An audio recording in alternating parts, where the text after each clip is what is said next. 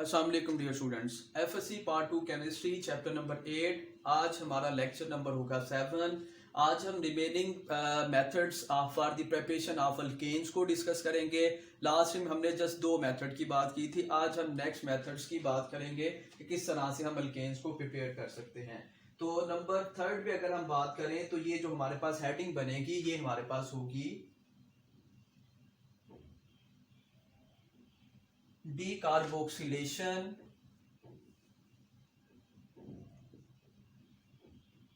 of the salt of monocarboxylic acids। अच्छा, आपकी book में जो हेडिंग बनी है ना उसको मैंने थोड़ा सा चेंज किया है। आपकी बुक में हेडिंग बनी है डीकार्बोक्सिलेशन ऑफ मोनोकार्बोक्सिलिक एसिड।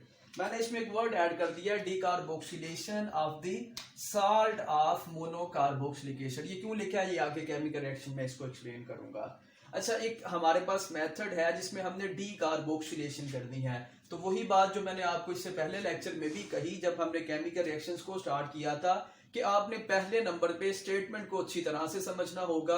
आपको स्टेटमेंट से ही काफी हद तक क्लू मिल जाएगा कि इसके अंदर कौन सा केमिकल रिएक्शन होना है या किस तरह से होना है। जिधर भी डी का वर्ड हम यूज करेंगे इसका मीनिंग होता है रिमूवल। कार्बोक्सिलिक एसिड हमारे पास क्या होता है? ऐसे हमारे पास केमिकल कंपाउंड्स जिनके अंदर COOH यानी carboxyl group as a functional group हो उसको हम कार्बोक्सिलिक एसिड्स कहते हैं। और मोनोकार्बोक्सिलिक एसिड का मतलब होता है जिनके अंदर हमारे पास एक ही COOH ग्रुप हो। जैसे अगर हम ऑक्सैलिक एसिड की बात करें तो ये मोनोकार्बोक्सिलिक एसिड नहीं है, ये एक से ज्यादा इसमें कार्बोक्सिल ग्रुप होंगे। लेकिन मोनोकार्बोक्सिलिक एसिड का मतलब होगा जिनमें सिर्फ एक ही COOH यानी कि कार्बोक्सिल ग्रुप हो। हमने इसमें से रिमूवल करना होगा, इनकी ब्रेकडाउन करना होगी, तो ये हमारे पास जो है इस तरह से हम अल्केन को बना सकते हैं। अच्छा जी, पहले नंबर पे अगर हम बात करें तो इसमें डीकार्बोक्सिलेशन में हमारे पास 2 मेथड हैं। जो पहला मेथड होगा इसका नाम होगा by heating with soda lime. हमने क्या करना होगा, कार्बोक्सिलिक एसिड बल्कि इसके साल्ट को हमने सोडा लाइम के साथ हीट करना है तो हमारे पास बन जाएगा अल्केन बन जाएगी जो कि हम बनाना चाह रहे हैं।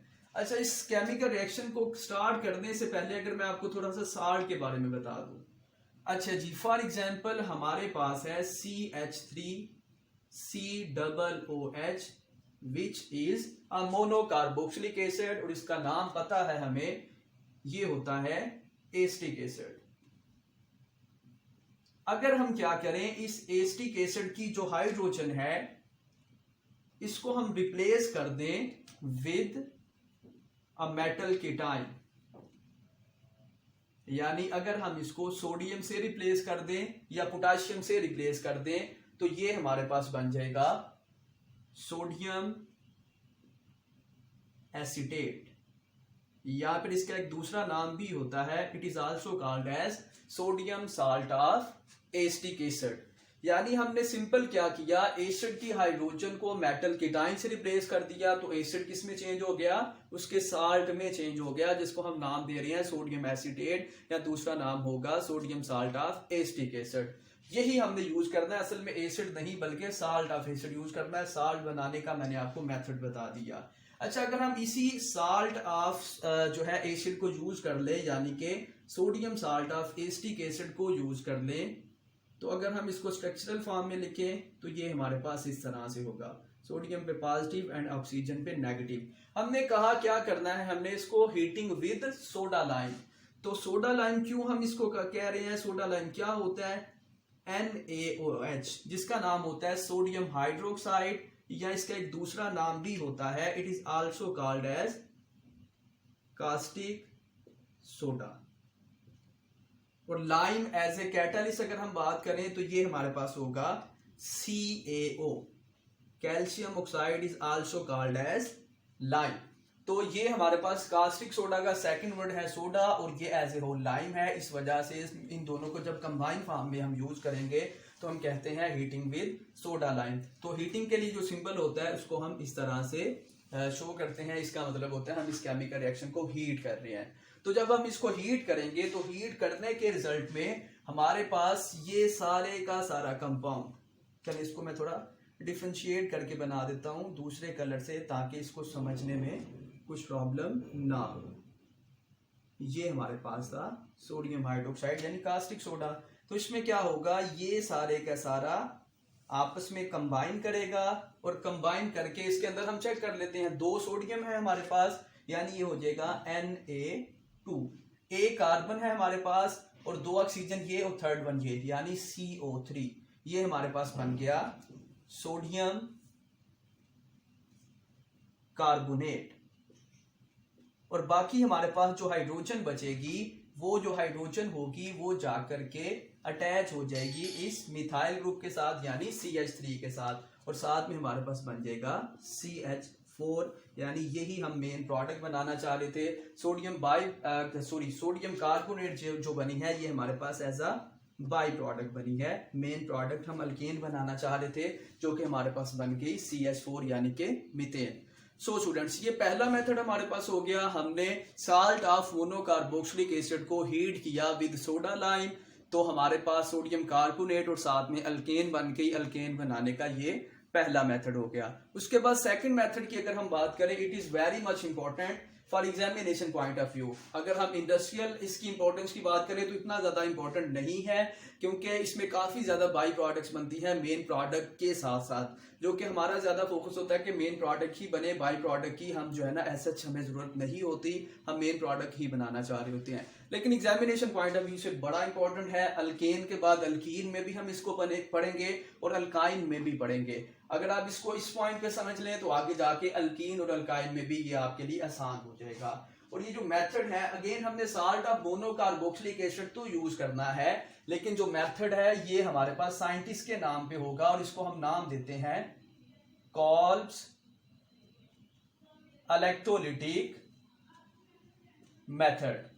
यानी साइंटिस्ट के नाम पे है, इलेक्ट्रोलिटिक मेथड है, कॉल्ब्स ने इसको जो है सबसे पहले यूज किया था। इसको हम देखते हैं ये किस तरह से होगा। अगेन वही है जी, साल्ट ऑफ मोनोकार्बोक्सिलिक एसिड ही होगा हमारे पास, लेकिन हमने क्या करना है, इसका सबसे पहले अगर हम एग्जाम्पल को लिख लें, तो अगर हम एग्जाम्पल की बात करें तो ये हमारे पास स्ट्रेट लाइन में जो केमिकल रिएक्शन बनेगा, अगर हमारे पास 2 मॉलिक्यूल्स हों, इसी को अगर हम यूज कर लें जो इससे पहले भी हमने यूज किया, यानी सोडियम एसीटेट और sodium salt of monocarboxylic acid, इधर पोटाशियम भी हो सकती है, ये होगा विद 2 वाटर मॉलिक्यूल्स, और ये हमारे पास जो मिलकर हमारे पास जो है इसकी इलेक्ट्रोलिसिस होगी, और इलेक्ट्रोलिसिस के रिजल्ट में ये हमारे पास एक तो मेन प्रोडक्ट जो हम बनाना चाह रहे हैं वो अल्केन है, वो बना देगा। नंबर सेकंड पे अगर हम बात करें तो हमारे पास कुछ बाई प्रोडक्ट्स भी बनेगी, जिनमें 2 molecules of carbon dioxide, 1 molecule of hydrogen जो कि गैस फॉर्म में है, तो खुद ब खुद रिएक्शन मिक्सचर में से निकल जाएगी। और साथ में हमारे पास last 2 molecules of sodium hydroxide भी बनेंगे। अगर इधर हम पोटाशियम साल्ट यूज करते हैं तो पोटाशियम हाइड्रोक्साइड बन जाना था। और ये हमारे पास सारे का सारा केमिकल रिएक्शन कब होगा, सारी प्रोडक्ट्स कब बनेगी, जब हम इसकी इलेक्ट्रोलिसिस करवा देंगे। Electro mean electricity, lysis mean breakdown. अच्छा, ये तो एक स्ट्रेट लाइन में हमारे पास केमिकल इक्वेशन होगी। अब हम बात करते हैं इसका मैकेनिज्म क्या होता है, किन स्टेप से गुजर के ये सारी 4 प्रोडक्ट्स हमारे पास बनती हैं। अच्छा जी स्टूडेंट्स, पहले नंबर पर मैकेनिज्म में हमारे पास जो साल्ट ऑफ मोनोकार्बोक्सिलिक एसिड है ये हम लिखें, जो कि हमारे पास 2 मॉलिक्यूल्स होंगे। तो सबसे पहले इसकी आयोनाइजेशन होगी, इलेक्ट्रोलिसिस होगी। आयोनाइजेशन के रिजल्ट में ये 2 तरह के आयंस में टूट जाएगा, यानी सोडियम पे चार्ज है पॉजिटिव और ये जो ऑक्सीजन है इस पे चार्ज है नेगेटिव। तो इस तरह से पॉजिटिव और नेगेटिव आयन जो होंगे इनकी ब्रेक डाउन हो जाएगी, अलग अलग हो जाएंगे। यानी दो हमारे पास बन जाएंगे acetate ions with minus charge, और साथ में हमारे पास दो सोडियम आयंस भी बन जाएंगे विद पॉजिटिव साइन। ये हमारे पास पहले नंबर पे आयोनाइजेशन हो गई। जब भी हम सेल की बात करेंगे, जैसे कि इसका इलेक्ट्रोलिटिक हमारे पास जो है ना इसके मेथड का नाम है, तो हमारे पास सेल के अंदर दो चीजें होती हैं, एक कैथोड होती है और एक एनोड होती है। तो वन बाय वन हम देखेंगे कि एनोड पे कौन कौन से केमिकल रिएक्शंस होंगे, और नंबर सेकंड पे हम देखेंगे कि कैथोड पे कौन कौन से केमिकल रिएक्शंस होंगे।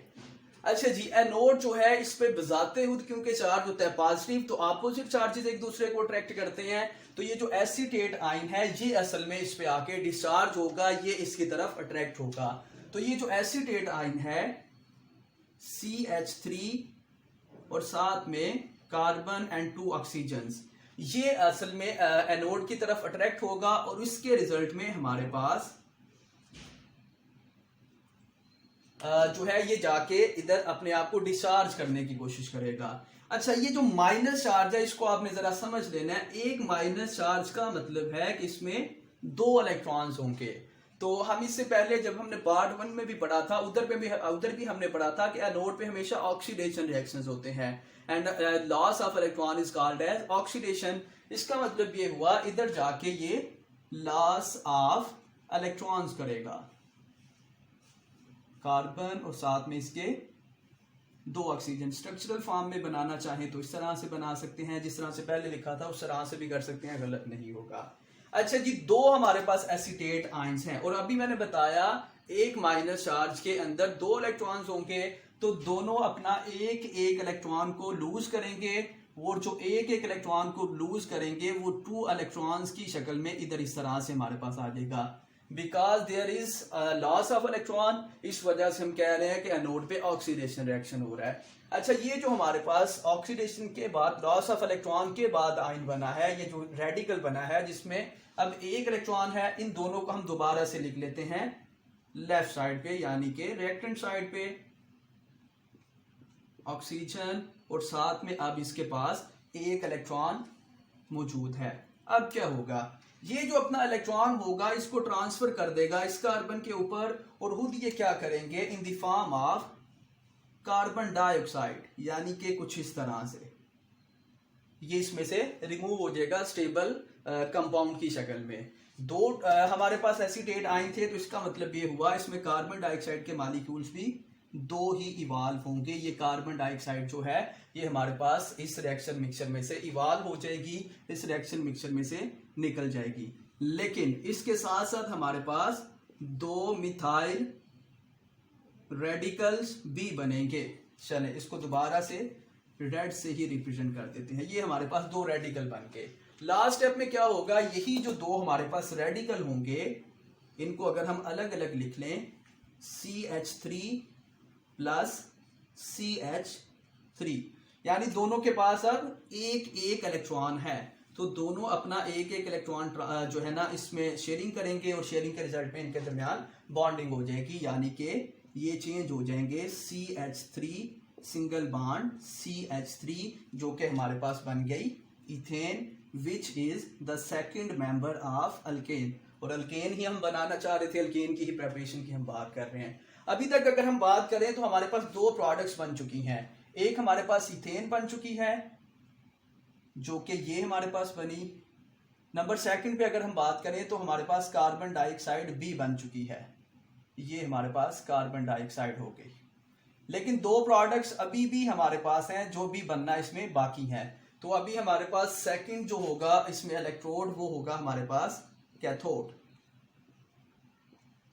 क्योंकि कैथोड पे बजाते खुद चार्ज होता है नेगेटिव, तो अब इसकी तरफ जो अट्रैक्शन शो करेगा वो सोडियम पॉजिटिव आयन होगा। लेकिन उससे पहले हमने कहा था हमारे पास साल्ट के साथ साथ वाटर मॉलिक्यूल्स भी थे, तो वाटर मॉलिक्यूल्स को हम लिख लेंगे 2H2O, और साथ में जो 2 इलेक्ट्रॉन्स इधर से जो है इवाल्व हुए थे ऑक्सीडेशन के रिजल्ट में, वही 2 इलेक्ट्रॉन्स हैं, चार्ज पार्टिकल्स हैं, ये आके ये जो वाटर मॉलिक्यूल है इसको तोड़ देंगे, और ये हमारे पास चेंज हो जाएगा 2 हाइड्रोक्सल आइंस और साथ में हाइड्रोजन गैस भी बनेगी। अच्छा जी, लास्टली हमारे पास क्या होगा, ये जो हमारे पास बने हैं 2OH नेगेटिव और साथ में इधर जो हमारे पास बना हुआ है 2Na पॉजिटिव, ये दोनों आपस में मिलेंगे 2OH negative plus 2Na positive, तो ये बना देगा 2 molecules of sodium hydroxide. Number third जो प्रोडक्ट बनी हमारे पास वो हाइड्रोजन है, ये हमारे पास बन गई। और लास्ट वन जो हमारे पास प्रोडक्ट है वो नंबर फोर्थ पे 2 मॉलिक्यूल्स ऑफ सोडियम हाइड्रोक्साइड, यानी ऊपर हमने एक स्टेट इक्वेशन लिखी थी, नीचे हमने with the help of mechanism उसको एक्सप्लेन भी कर दिया कि हमारे पास किस तरह से ये जो सारी चीजें हैं ये बनेगी। ये थोड़ा सा जो है ना, ओके जी स्टूडेंट्स, जो है ना थोड़ा सा इसको जो है ना मैं ऊपर करके बना देता हूँ। ये जो लास्ट स्टेप मैंने लिखा है, शायद ये जो है ना कैमरा में इस तरह से फोकस नहीं हो रहा, इधर से 2OH नेगेटिव और इधर से 2 सोडियम पॉजिटिव, तो इनको हम इस तरह से ऊपर लिख लेते हैं, साथ में 2Na पॉजिटिव, और ये बना देगा 2 मॉलिक्यूल्स ऑफ सोडियम हाइड्रोक्साइड। ये थोड़ा सा कैमरे में फोकस नहीं हो रहा था तो ये मैंने इसको ऊपर लिख दिया, ये हमारे पास सारी चीज़ें कंप्लीट हो गई। सो स्टूडेंट्स, आज हमने जो है थर्ड मेथड पढ़ा by decarboxylation of salt of monocarboxylic acid. 2 method से हमने जो है अल्केन बनाने का मेथड पढ़ दिया। रिमेनिंग मेथड को इंशाल्लाह हम नेक्स्ट लेक्चर में डिस्कस करेंगे। ओके जी students, thank you and Allah हाफिज़।